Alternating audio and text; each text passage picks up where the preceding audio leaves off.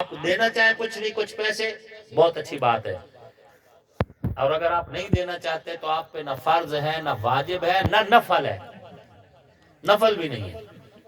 آپ نہیں دینا چاہتے کوئی بات نہیں، نہ دے، اور دینا چاہتے تو آپ دے ہیں، لیکن آ کے اگر بندی تے لکھنا ہے تو موڑ بالکل نہ دیو، پھر دینے کا کوئی فائدہ کوئی نہیں۔ اگر تسی کسی نے پوچھنی دیونی تو ہٹ کے آ کے اپنی کاپی تے لے کر رکھنی ہے میں فلانے نو دے کے آئے اتنی پوچھنی، تو اس سے بڑی بد دعا تمہارے لیے کوئی نہیں، چونکہ جب آپ نے اس کو وصول کرنا ہے تو پہلے تو انہوں بیمار ہونا پوسی۔ ہاں جی، ایک بندی تو انہوں بار بار آن دی پئی ہے، اگر وصول کرنا ہی نہیں تو بیمار ہو وہ۔ حضور نے فرمایا جب کوئی کسی کو تحفہ دیتا ہے پھر اس تحفے سے بدلے کی توقع رکھتا ہے تو ایسے ہی جیسے کوئی زمین پہ تھوکے اور پھر تھوک کو چاٹ لے۔ اب اس سے اگلی بات، حضور نے فرمایا جب کوئی ایک مسلمان دوسرے مسلمان کے پاس گیا اور اگلے مسلمان نے اسے تکیہ پیش کیا، جی ویسے ایک دن سرانہ دے دینے، تکیہ پیش کیا، حضور فرماتے ہیں اس کے سارے گناہ معاف۔ عزت کرنا سیکھو، عزت کرنا سیکھو۔ اللہ نے جن کو عزت دی ہے تم بھی ان کو عزت دو۔ انزل الناس منازلہم، حضور فرما رہے ہیں جس کو جو جو اللہ نے عزت مقام دی ہے اس کے تسلیم کرو، اس کو عزت دو۔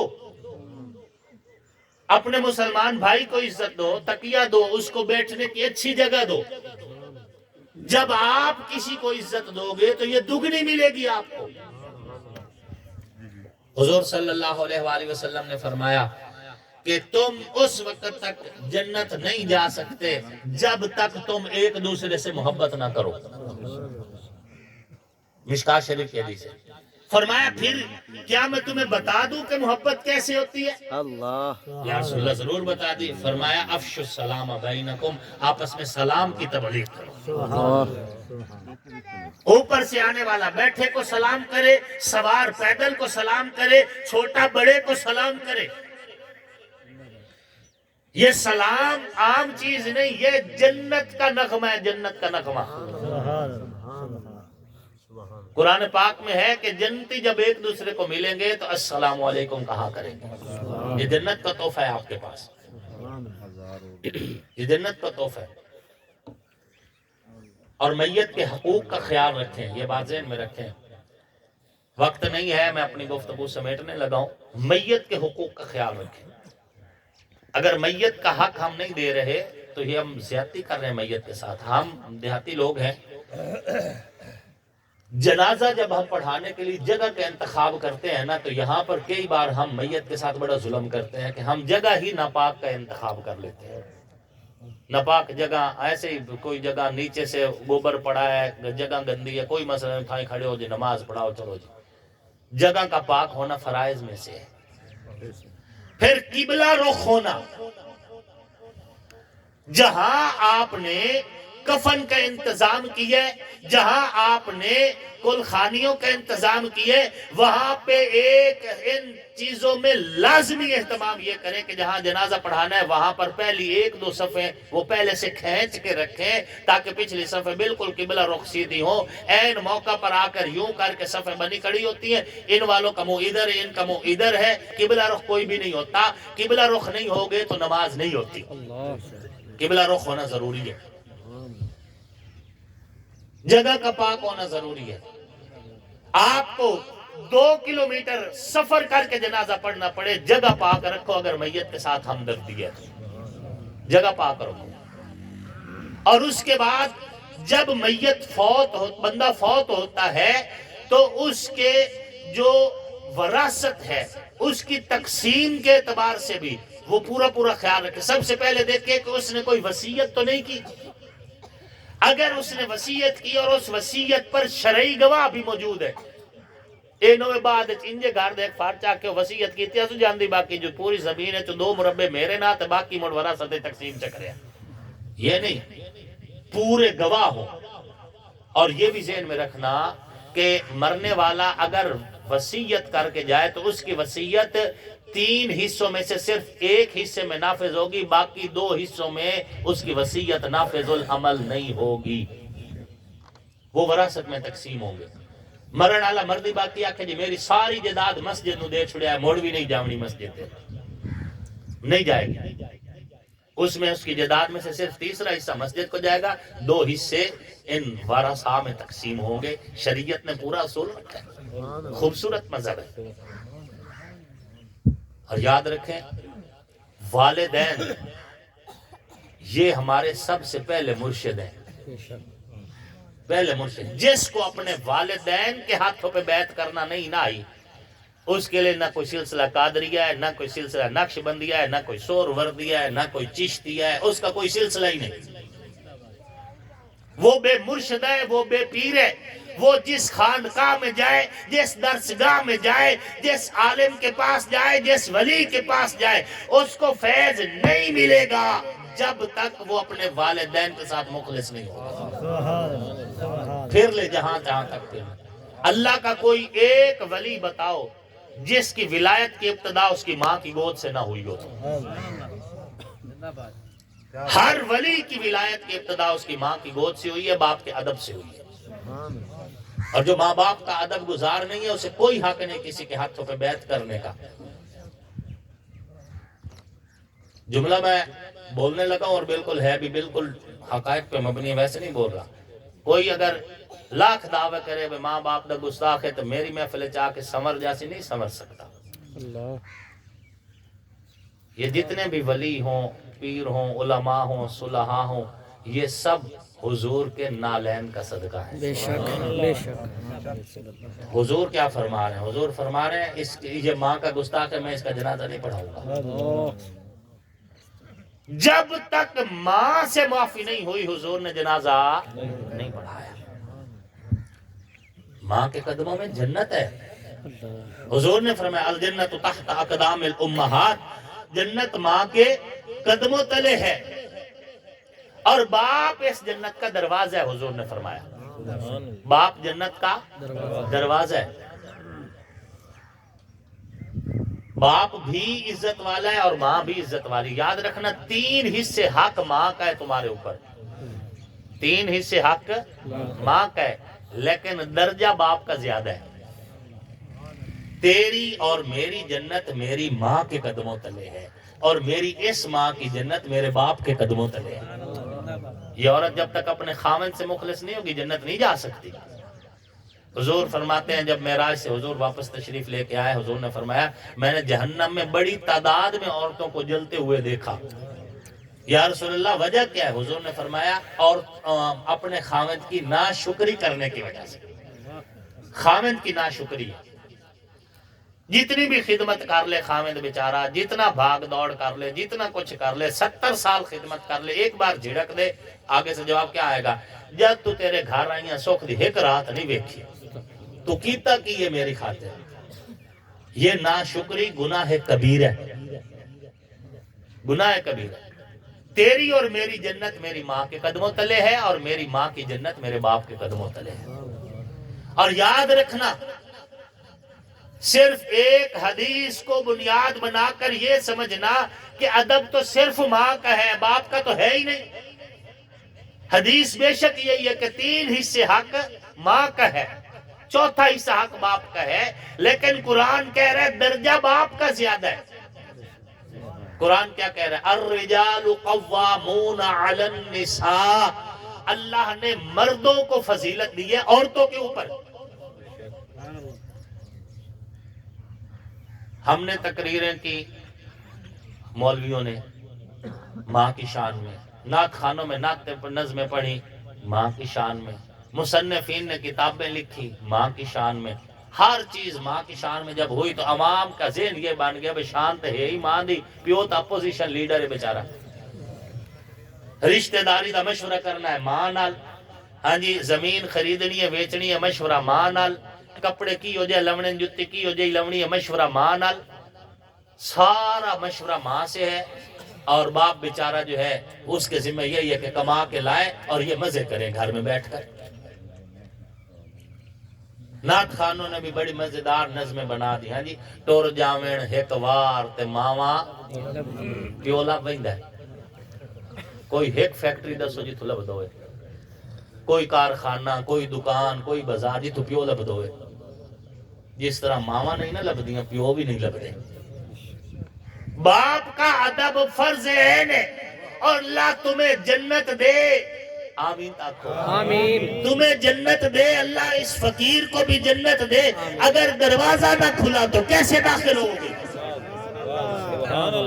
دروازہ بھی تو کھلوانا ہے۔ کیا بات ہے، جملہ ایک ذہن پہ آگے آکھی جاؤں، سبحان اللہ۔ شرق پھرو، غرب پھرو، شمال پھرو، جنوب پھرو، زمین کا ذرہ ذرہ چھان مارو، کوچا کوچا چھان مارو، کتابیں اٹھاؤ، ہضم کر جاؤ، کچھ بھی کر لو، علم نہیں ملے گا جب تک دروازہ نہیں کھلے گا۔ کیا بات ہے، سبحان اللہ۔ بے شک بے شک۔ علم دا دروازہ کون ہے؟ حضرت مولا علی رضی اللہ تعالیٰ۔ جملہ آ گیا نا ملتا کیا ہے۔ بات ہے، سبحان اللہ۔ علم لینا ہے، بندہ آکھے میں عالم بھی ہوا تے علی دی نفرت بھی دل وچ ہوئے، اے سائنسدان بن سکدا ہے، انجینئر بن سکدا ہے، ڈاکٹر بن سکدا ہے، اے انجینئر محمد علی ورگا جہل بن سکدا ہے، اے عالم نہیں بن سکدا جدن تائی علی دے راہ تے نہ چلے۔ عالم بننا ہے تو علم کا دروازہ کھلواؤ، جنت جانا ہے تو جنت کا دروازہ کھلواؤ، اور جنت کا دروازہ باپ ہے۔ کیا بات ہے، کنسپٹ غلط ہو گیا ہمارا۔ آپ دیکھیں، بیٹے نے ضد کر دی باپ سے، جو ابا میں تو 1 to 5 لونا ہے، باپ مزدور ہے کہاں سے لے کر دے۔ بیٹے نے جب دھمکی لگائی کہ میں خودکشی کر لوں گا، تو اب کیا کرے باپ؟ مجبور ہوا ہے، کچھ اوور ٹائم لگا کے مزدوری کی ہے، کچھ ادھار پکڑا ہے، باقی قسطیں بڑھوائی ہیں، گیا ہے شو روم سے موٹر سائیکل خرید کے دیا بیٹے کو۔ بیٹے نے موٹر سائیکل کی چابی لی ہے، کک ماری ہے، سیدھا پینٹر کے پاس گیا ہے، موٹر سائیکل کی پچھلی بتی پر لکھوایا ہے، یہ سب میری ماں کی دعا ہے۔ موٹر سائیکل کہاں لائے دیتا ہے؟ ہاں؟ قرضہ کہاں بھرنا ہے؟ قسطیں کہاں بھرنی ہیں؟ یہ ساڈا برخوردار کے لکھوا کے ہم پہ یہ سب میری ماں کی دعا ہے۔ کیوں؟ اس کا ذہن بن گیا ہے، دعا لگ دی ماں دی، پیو دی کتھے لگ دی؟ بابا باپ کی دعا ماں سے بھی زیادہ لگتی ہے۔ ہاں باپ کے اندر اظہار محبت نہیں رکھی اللہ نے، یہ محبت کا اظہار نہیں کر رہا، اس وجہ سے تجھے محسوس ہو رہے کہ ماں ہی سارا کچھ کر رہی ہے۔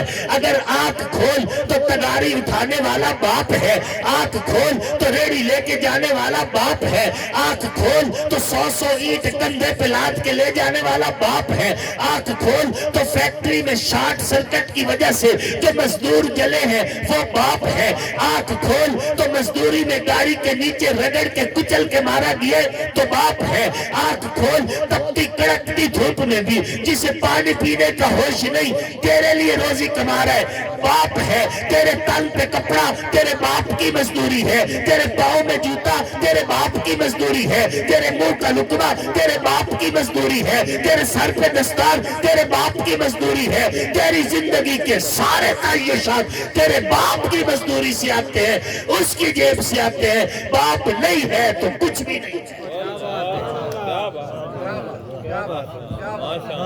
کون اس مزدور کا مقابلہ کر سکتا ہے؟ لاؤ کوئی باپ جیسا جذبہ۔ اللہ اللہ۔ کبھی عیدگاہ کی طرف جاتے ہوئے دیکھا ہے؟ بیٹے کے جوتے، اس کے کپڑے، ہر چیز نہیں ہوتی ہے، اور اس کے ساتھ ایک پھٹے پرانے کپڑے پہنے ہوئے ایک باپ بھی اس کا ساتھ ساتھ جا رہا ہوتا ہے۔ دل اس کا بھی ہوتا ہے عید پہ میرے بھی کپڑے ہوں، لیکن وہ یہ دیکھ دیکھ کے خوش ہو رہا ہے میرے لخت جگر کے جوتے بھی نئے، کپڑے بھی نئے، اس کی عید ہو گئی، میری عید ہو گئی۔ سبحان اللہ، کیا بات، ماں بھی عزت دار ہے، باپ بھی عزت دار ہے۔ بے شک، ادب کرنا سیکھیے والدین کا۔ ہمارے سب سے پہلے مرشد ہمارے والدین ہیں، سب سے پہلے مرشد ہمارے والدین، اور یہ جنت کے ضامن ہے۔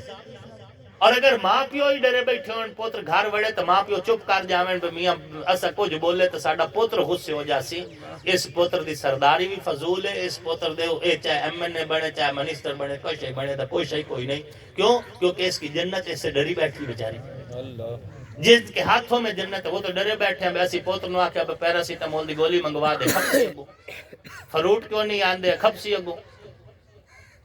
اے جڑے تسی سانو ہن کھواونے نا فروٹ، کہ پیو نو زندگی چ کھواؤنا تو بڑا ثواب اس اے بعد جڑے مینوں کھوا کے تسی آکھنا ہن مولوی صاحب تو دعا کر کرے سا تے میں بھی صحیح اللہ میرے بھی سندا ہے ہن اتنا کمزور تو نہیں سے ہاں جی پر لیکن اگر یہ جڑے مینوں کھوا رہے ہو اے اگر والدین نو چ کھواؤ نا انہاں دی زندگی وچ کیا ہی بات ہے ان کا خیال رکھیں سارا ہی شہر اس کے جنازے میں تھا شریک تنہائی کے خوف سے جو شخص مر گیا بعد میں کلخانیاں دلاتے ہیں ہم لوگ بعد میں ان کے لیے ہم خرچے کر دیتے ہیں زندگی میں ہمارے پاس ٹائم ہی نہیں اپنے باپ کے پاس بیٹھنے کا اپنی ماں کے پاس بیٹھنے کا اے اہل ایمان اللہ آپ کو اور مجھے والدین کی عزت کرنا نصیب فرمائے اور ان عظیم مرشدین کا پورا پورا ادب نصیب فرمائے جن کے فوت ہو گئے ہیں ان کے لیے دعائیں کرتے رہا کریں دیکھیں ختم پہ بات ختم نہیں ہوئی ختم پہ بات ختم نہیں ہوئی ہم سمجھتے ختم پہ بات ختم ہو گئی پھر کوئی بہت ہمت کی سال تو بعد ختم دیوا کے موڑ محبت اظہار کر لیا بات یہ ہے دعا ختم نہیں ہونی چاہیے آپ کے پاس مولویہ سے معاویہ بلوانا کی ہمت ہے تو بلوا لیں نہیں ہے تو کوئی گل نہیں اللہ ڈائریکٹ بھی سن رہا ہے اللہ کی دائیں بھی نہیں لکھیا بے آ سے معاویہ اوسیں تتام ہے دعا قبول کرے سا بالکل کوئی نہیں لکھیا اللہ ڈائریکٹ بھی سنتا ہے اور اگر کوئی اللہ والا آپ کو مل جائے کوئی عالم مل جائے اور اس سے آپ اپنے حق میں دعا کروائیں اپنے مرحومین کے حق میں تو ظاہر ہے جی اللہ کے مقرب بندوں کی ایک اپنی شان ہے ان کی ایک اپنی شان ہے آپ کو اجتماع کی صورت میں دعا مانگنا نصیب ہو جائے پھر بھی بڑی بات ہے اور آپ اگر اجتماع نہیں کر سکتے تو کوئی مسئلہ نہیں آپ اکیلے بیٹھ کے بھی اپنے والدین کے لیے کچھ پڑھ کے اللہ سے دعا کریں گے اللہ آپ کی دعاؤں کو بھی آپ کے والدین تک پہنچائے گا دعائیں کرتے رہیں ختم پہ بات ختم نہیں ہوئی دعاؤں کے اہتمام جاری رکھیں اللہ خالص توحید والی زندگی نصیب فرمائے حضور صلی اللہ علیہ وآلہ وسلم کے عقیدہ ختم نبوت کا تحفظ اللہ ہمیں نصیب فرمائے نبی علیہ السلام کے یارانے اور حضور کے گھرانے کا ادب اللہ نصیب فرمائے اصحاب محمد و آل محمد حضور کے ازواج مطہرات اور آقا کی بنات طیبات حضور کے نواسے نواسیاں حضور کی ہر نسبت کے احترام اللہ آپ کو اور اس فقیر کو نصیب فرمائے اور اللہ رب العزت جو فقیر نے کہا ہے اپنی بارگاہ میں قبول فرمائے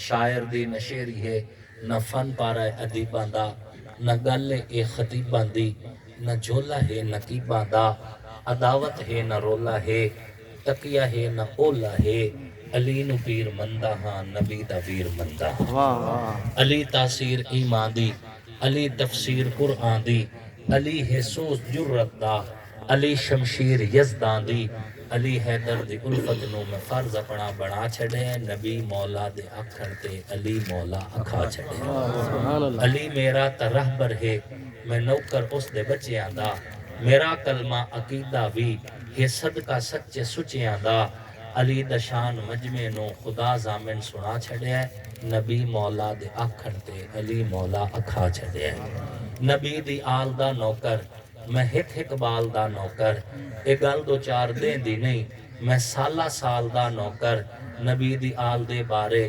عقیدہ میں دسا چھڑے نبی مولا دے آکھڑ تے علی مولا اکھا چھڑے لکھا آصف قصیدہ ہے رکھی نگل پوشیدہ ہے نبوت تو شنیدہ ہے علی مولا عقیدہ ہے وما علینا الا البلاغ المبین